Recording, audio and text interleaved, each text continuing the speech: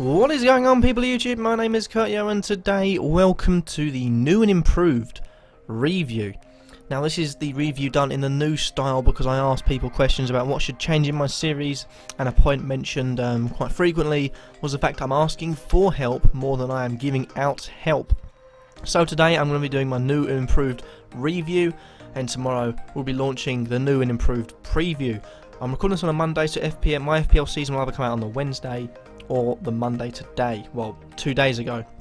So if you have missed that and you want to check out how I'm doing in my season, which will now be on that series, and just give that series a good old like, and make sure to give this one a like as well. Let's get straight on with the video. So, noticing any trends here is that there was 2 home wins, no, 3 home wins this season out of the 10, or this week, which is good.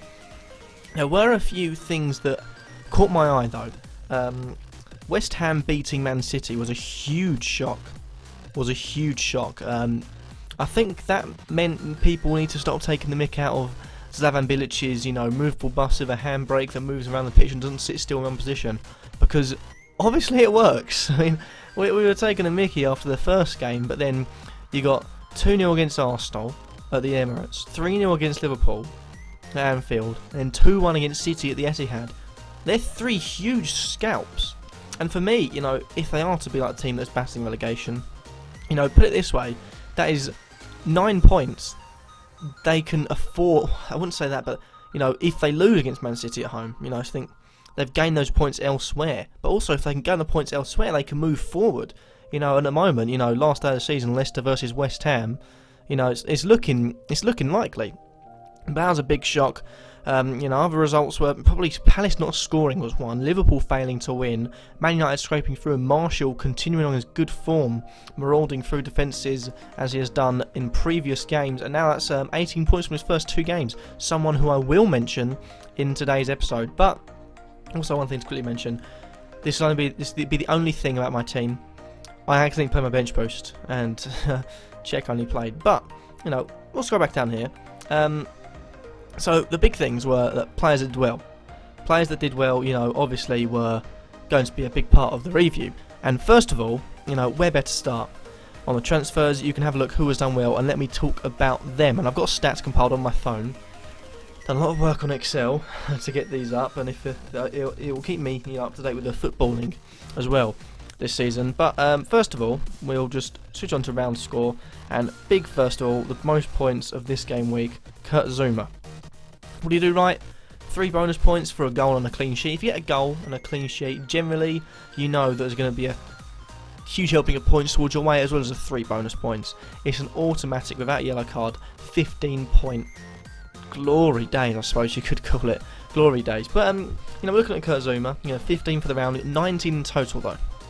That's the thing that struck me, 19 in total. If you look at that there, you're thinking, how? Because they conceded two, and he played in both of them. Played 45 minutes when he came on, I think for John Terry or something like that. It was John Terry, Man City. Conceded 2 goals. Didn't play for much at Swansea, so couldn't really do anything. But what can you do?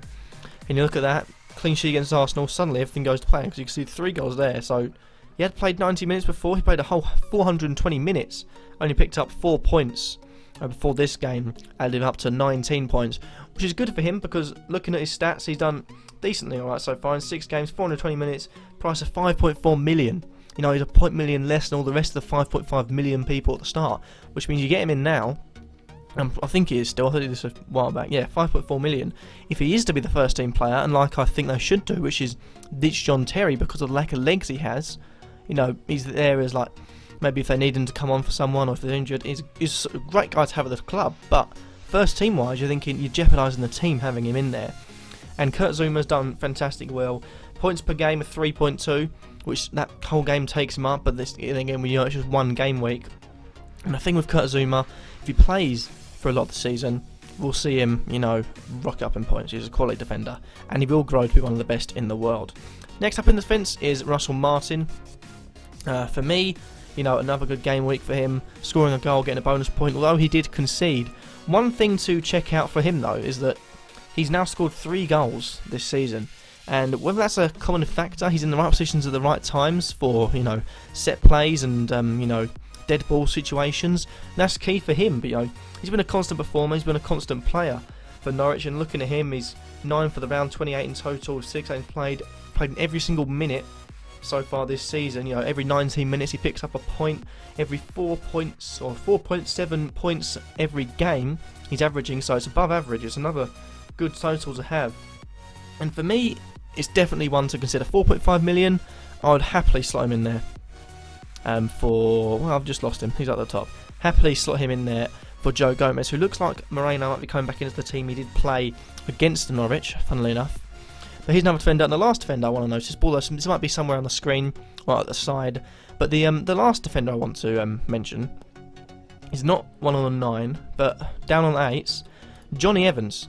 Now, the reason I've gone past all the 9s because, you know, you got Federico Fernandez, you got Charlie Daniels, you also got Walker, Janmaat, Williams, Evans, Moreno, Francis, and Stones. Thing about him that catches my eye is the fact that he's only played 2 games this season since joining from West Brom, both clean sheets. You know, home against Southampton, away against Villa. Admittedly, you know, Southampton and Villa haven't been themselves this season, but they're tough games to get clean sheets from. They're teams that, you know, can score against you and have got a threat up front. And for me, 2 clean sheets going into it, you know, it's a great performance. And the biggest thing is 4.8 million. That means he started off at 5 million. You know, 4.8 million. So I'm looking at this and thinking, excellent. Get rid of Amavi, you know, and then bring in Johnny Evans. I'm making money, and I'm possibly bringing in bigger point scorers, because I will be probably getting rid of both Joe Gomez and Amavi. Joe Gomez will sort of hump on the trend whilst I'm there, you know, getting me points, and then Johnny Evans to come in for Amavi because I was looking for someone quality, and Amavi is a class player in my eyes. Evans takes that spot. Looking at his stats, you know, he's played 2 games this season with a total of 14 points, you know, price 4.8, which is good, which is really good. Points per game, 7 million, or 7. Easy ones. Moving on to midfielders now. Under midfielders, you know, it's easy to see what 3 we're going to talk about. First of all, Mahrez. If you haven't got Mahrez in your team, I'll tell you for a fact, my phone just buzzed, get him. Get him, no doubt. You know, you see people have, you know, a 2-game thing, past that. 3-game, past that. Didn't do much in this game week, but 58 points in the first 6 games. You look at the fixtures they've got. You know, Arsenal, he'll be the playmaker. And then you've got Norwich, Southampton, Palace, West Brom, Watford, Newcastle. They're all games you can get points from, and they're all games which will, you know, delight Mahrez. He could be blasting past 100 points come to game week number 10. You know, that's the sheer fact of it. If you haven't got Mahrez in your team, do so. I'll rattle off some of his stats for you right now for me. You know, 11 in the round, 18 in total, played 6 games, 472 minutes, price 6.4. He scored some goals, the whole million, which from 5.5, which he started with. 9.7 games, or 9.7 points per game. You know, minutes per point, 8.1. Every 8.1 minutes he plays, he's gone up a point so far by the statistics. And bearing in mind that game where he got 1, he also scored a goal. And if he wouldn't have, you know, been taken off as a precaution, he could have gone to get 10 plus in a thing. Just make sure you open your eyes a bit and think how class of a player he is being this season. You know, and you got points per price 9.1. So 9.1, you know, and times that up, you get to his price, and selected by 48.2% of people. I think that's gone up. 48.3% of people, but get him in your team. Not one to be missed. Next up, obviously, is De Bruyne. Of course, you got a reserve judgment. He's only played twice, but you're looking at him, he's got 10 points this round, you know, only 132 minutes under his belt with just 2 games, but he's proven to be a player that could be in there, and he's one that I will do and player battles on between him and also between Silva, because they're both at the same club, both battling for the same position. They are basically the same position. Is he the same as Silva? Is he better than Silva? We don't know, but definitely had a good game week, one to consider in the future. Lastly, we have Hazard. Now, Hazard had a great game, and people were saying Hazard looked like the Hazard of last year, which after the last 5 games was needed. Very, very poor. You know, rattling off his stats, 22 points from the first 6 games. You know, he'll be struggling to make, you know, 150, 200 this season at this rate, which is not the Hazard you expect. You know, played in every single minute, so you can't say he's been taken off after 60 minutes. He hasn't played every minute. You know, 24.5 minutes per point. Pretty poor. And points per game of 3.7. Inexcusable for a player that well, but this last game week he did have a very good go. And also forwards, just like to rattle off the top 3 there, pretty self-explanatory. Pella comes in, 7.9 million, 13 points, had a great game week. Pele definitely had a great game week. 13 for the round, total of 32, played all 6 games and 528 minutes, just scratching, up at that 540 mark. You got 16.5 minutes per point, and points per game, 5.3.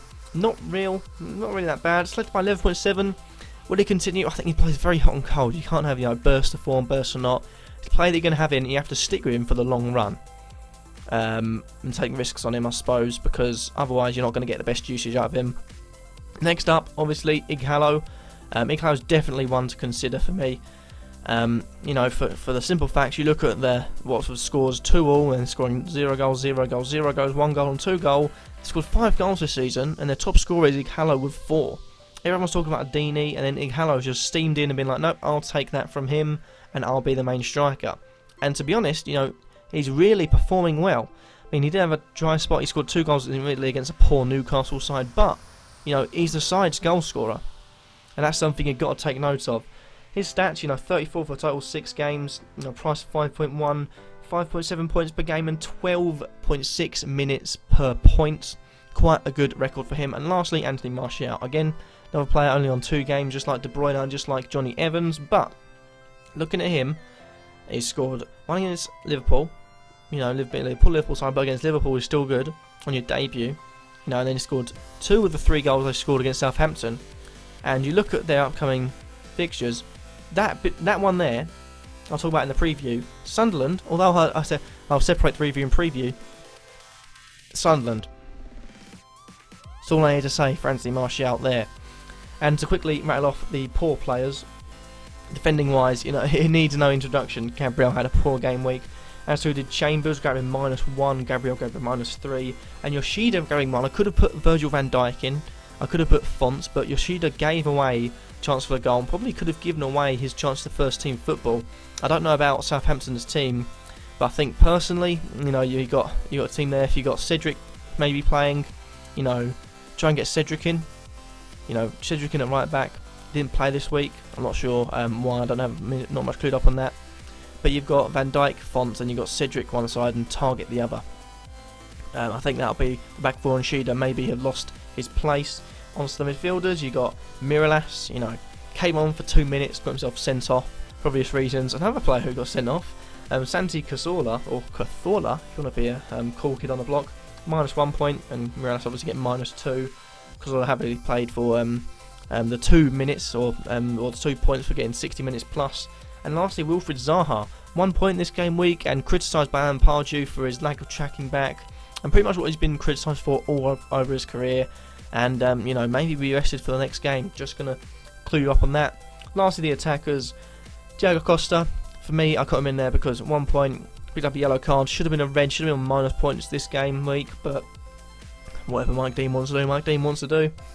And then you got Kane and Rooney's completely off. Again, Kane could have been doing better. Still hasn't fired any sort of assist or goal this season. And Rooney, scoring 3 goals against Southampton, failing to put his boot in on at least a goal or assist in any of them, or doing anything extra.